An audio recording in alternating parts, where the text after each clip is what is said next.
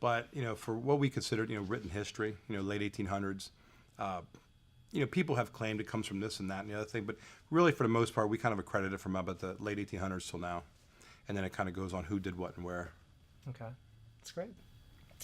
So if I understand correctly, Delaware Combat Sports is a Hoist Gracie Academy. Yes. So I'm assuming that there's a lineage that comes with the Hoist Gracie Oh, yeah. Academy. What is that lineage? That's something I take a great deal of pride in.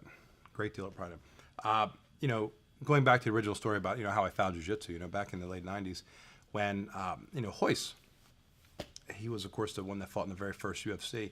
And that's a whole story in of itself. But he's the one single-handedly responsible for not introducing jiu-jitsu to the U.S., because, Horian did that.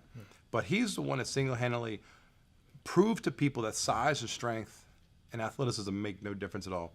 So, when we talk about Hoist, he's ground zero for why we have jiu-jitsu. Now, what he did was, over the years, I want to say semi-retired, because every once in a while it comes back out of retirement, but when he stopped fighting there for a while, he had students. He was a professor of jiu-jitsu, and he had students. And as those students progressed in their ranks, they occasionally got the rank of black belt. And that went on throughout the 90s.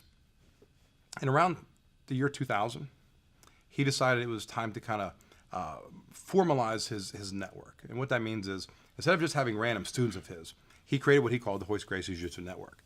And that was, again, it was an organization of his black belts. And that's where we are today. I was promoted by Hoist to black belt back in 2013. And we, as his academy, we are under that network. Now Hoist does not own our school. He doesn't dictate what we do, what we don't do. He doesn't have any real influence on what we do as a business model. What he does influence is how and what and why we teach what we do. Okay. So we make sure that we're teaching jiu-jitsu the way he learned from his father, Grandmaster Elio Gracie. That's great. One of the questions that I get often